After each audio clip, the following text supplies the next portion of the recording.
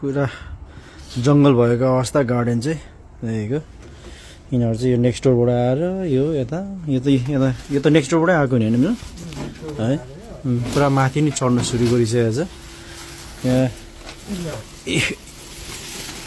Yeah. Is that coming from next door, George? Yeah. Also, Milan, can we get like a weed killer when you come back? Weed killer, and then George, if you could spray the weed killer as well on that side, yeah, when you do all that.